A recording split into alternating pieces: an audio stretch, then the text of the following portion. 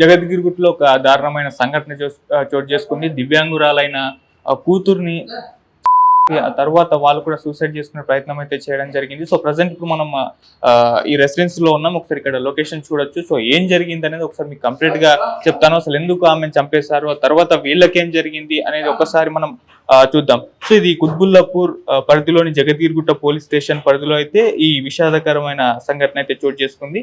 అంటే ఆర్థిక ఇబ్బందులు తట్టుకోలేక ఒక కుటుంబం మొత్తం కూడా సామూహిక ఆత్మహత్యకైతే ప్రయత్నించినట్లు తెలుస్తుంది. అయితే ఈ ఘటనలో వాళ్ళ కూతురు, దివ్యాంగురాలైన కూతురు మాత్రం చనిపోయింది. అయితే ఇంకా ముగ్గురు, భార్య, భర్త అండ్ వాళ్ళ కొడుకు మాత్రం ఇప్పుడు ఆసుపత్రిలో క్రిటికల్ కండిషన్ లో ఉన్నారని చెప్పేసి తెలుస్తుంది. సో నేను డాక్టర్లు కూడా మాట్లాడడం జరిగింది. కాస్త విషమంగా ఉంది వాళ్ళ పరిస్థితి అని చెప్పేసి చెప్పారు.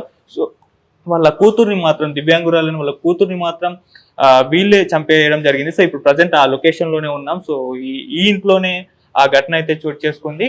సో ఒకసారి చూడొచ్చు ఎంత చిందరవందరంగా కూడా వస్తువులు పడేస్తున్నాయో. సో దాదాపు ఈ ఘటన ఏం జరిగింది అనేది ఒక్కసారి కొంత డెప్త్ లోకి వెళ్ళి చూసుకుంటే, ఇది విజయనగర్ కాలనీలో నివాసం ఉంటున్న సతీష్ కుమార్, అలాగే ఆయన భార్య ఆమని, కొడుకు నితేష్, అలాగే కూతురు శ్రీజవాలి, వీళ్ళందరూ కూడా ఇదే ఇంట్లో ఉండడం జరిగింది. అయితే కొంతకాలంగా ఆ కుటుంబం తీవ్రమైన ఆర్థిక సమస్యలతో సతమతమవుతున్నట్లు కూడా పోలీసులు అయితే తెలిపారు. అయితే ఈ క్రమంలో మనోవేదనకు గురైన సతీష్ దంపతులు 2 రోజుల క్రితం పుట్టుకతోనే దివ్యాంగురాలైన తన కుమార్తె శ్రీజావళి ని హతమార్చినట్లు తెలుస్తుంది. సో వాళ్ళే చంపేయడం జరిగింది. ఆ తర్వాత వీళ్ళు ముగ్గురు కూడా ఆ మృతదేహంతోనే 2 రోజులుగా ఇంట్లోనే ఉన్నారు. ఆ బుధవారం నాడు వారి చేతులు కోసుకొని ఆత్మహత్యకైతే ప్రయత్నించారు. అయితే దాదాపు 40 గంటలైనా కూడా వీళ్ళు చనిపోకపోవడంతో ఆ తర్వాత వాళ్ళ కొడుకు నితేష్ ఈ విషయాన్ని అయితే వాళ్ళ ఫ్రెండ్కి అయితే చెప్పడం జరిగింది.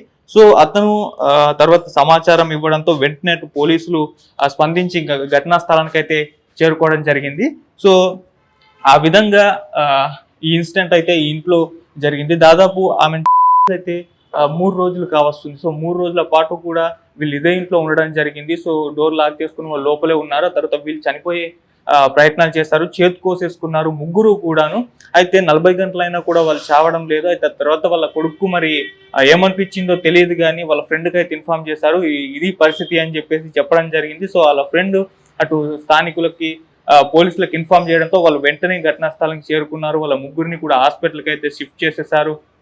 ఆ తర్వాత అమ్మాయి మృతదేహాన్ని కూడా హాస్పిటల్కి అయితే తీసుకెళ్లడం అయితే జరిగింది. అయితే వాళ్ళు ఎప్పుడు ముగ్గురు చికిత్స తీసుకుంటున్నారు, అయితే క్రిటికల్ కండిషన్ లో ఉన్నారని చెప్పేసి చెప్తూ ఉన్నారు. డాక్టర్లు కూడా నిన్న మాట్లాడడం జరిగింది. సో అటువంటి ఒక పరిస్థితి ఇప్పుడు నెలకొనడం జరిగింది. ఇప్పుడు ఈ సంఘటన ఇటు రాష్ట్ర వ్యాప్తం కూడా వైరల్ అయిపోతుంది. అంటే దివ్యాంగురాలైన కూతుర్ని, అంటే ఈ మధ్య కాలంలో మనం చూస్తూ వస్తున్నాం సామూహిక ఆత్మహత్యలు, కుటుంబాలే ఆత్మహత్య చేసుకుని చనిపోతున్నారు. అంటే ఆర్థిక సమస్యలు, ఇంకా ఇతరత్ర సమస్యల కారణంగా ఇటువంటివన్నీ కూడా జరుగుతున్నాయి. మనం హైదరాబాద్ లోనే చాలా అయితే చూసాం. చిన్న పిల్లల్ని కూడా తర్వాత తల్లిదండ్రులు సూసైడ్ చేసుకుంటున్న ఘటనలు చూస్తుంటున్నాం.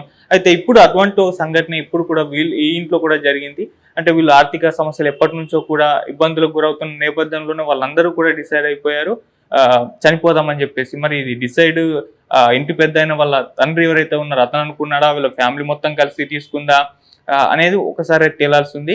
సో దివ్యాంగురాలైన వాళ్ళ కూతురు ఎవరైతే ఉన్నారో ఆమెను మాత్రం వీళ్ళు చంపేసిన తర్వాత వీళ్ళు కూడా సూసైడ్ చేసుకుని ఇక చనిపోదాం అనుకున్నారు, కానీ వీళ్ళ ప్రయత్నం అయితే విఫలం జరిగింది. సో వాళ్ళు చూసుకున్నా కూడా 40 గంటల పాటు ఇంకా సర్వైవ్ అయ్యారు, బతికే ఉన్నారు. ఆ నేపథ్యంలో వాళ్ళ కొడుకు అయితే ఇన్ఫార్మ్ చేసి సో మొత్తం తెలియజేయడంతో బయటకి పోలీసులు రావడం జరిగింది. సో అసలు ఎందుకు ఈ విధంగా భారీగా సామూహిక ఆత్మహత్యలు అయితే పెరిగిపోతున్నాయన్న ఒక చర్చ కూడా ఇప్పుడు సమాజంలో జరుగుతుంది. సో ఆర్థిక సమస్యలు, ఇతరత్ర సమస్యలు ఇవన్నీ కూడా కారణాలు కావచ్చు అని చెప్పేసి చెప్తున్నారు. సో పోలీసులు ఇప్పుడు ఈ కేసుని దర్యాప్తు కూడా చేస్తున్నారు. సో యాక్చువల్గా అసలు ఏం జరిగింది అనేది ఇంకా వివరాలు కూడా బయటకు రావాలి. ఇప్పుడు వాళ్ళ ముగ్గురు ఆసుపత్రిలో చికిత్స తీసుకుంటున్నారు కాబట్టి వాళ్ళు కోలుకున్న తర్వాత వాళ్ళకి సంబంధించి మన ఇన్ఫర్మేషన్ అయితే బయటకు వచ్చే అవకాశాలు కనిపిస్తున్నాయి. ఏదేమైనా ఈ ఘటన స్థానికంగా కూడా కలకలం సృష్టిస్తుంది. సో స్థానికులు కూడా షాక్ అయిపోయారు, ఇటువంటి ఘటన వాళ్ళ ఇంటి పక్కన జరిగిందా అని చెప్పేసి. సో ఇప్పుడైతే ఈ న్యూస్ రాష్ట్ర వ్యాప్తం కూడా వైరల్ అయిపోతుంది. మరి వాళ్ళ ముగ్గురు ఇప్పుడు చికిత్స తీసుకుంటున్నారు కాబట్టి వాళ్ళు కోలుకున్న తర్వాత మరిన్ని వివరాలు అయితే బయటకు వచ్చేస్తాయి. ఒకసారి చూడొచ్చు, ఇదే ఇంట్లో అయితే ఈ ఇన్సిడెంట్ అయితే జరిగింది. అనూర్ రెసిడెన్సీ, ఇది విజయనగర్ కాలనీ, జగద్గిరిగుట్లో ఉంటుంది. సో ఈ రెసిడెన్స్ లో ఉంటున్న వాళ్ళు వీళ్ళు నలుగురు అయితే ఉన్నారు. సో ఈ నలుగురిలో వాళ్ళ కూతుర్ని అయితే చంపేసి వీళ్ళు ముగ్గురు కూడా సూసైడ్ చేసుకునే ప్రయత్నం అయితే చేశారు. సో ఈ విధంగా సామూహిక ఆత్మహత్యలు పెరిగిపోవడం జరుగుతుంది అని చెప్పేసి కూడా తెలుస్తుంది. సో దీనికి గల కారణాలను ఒకసారి విశ్లేషించుకోవాల్సిన అవసరం ఉందని కూడా చాలా మంది సోషల్ యాక్టివిస్టులు చెప్తూ ఉన్నారు. మరి వాళ్ళ ముగ్గురు తొందరగా కోలుకోవాలని చూద్దాం. తర్వాత వాళ్ళ ఎటువంటి ఇన్ఫర్మేషన్ వీళ్ళకి సంబంధించి బయటకు వస్తుందో తర్వాత అయితే చూడాలి.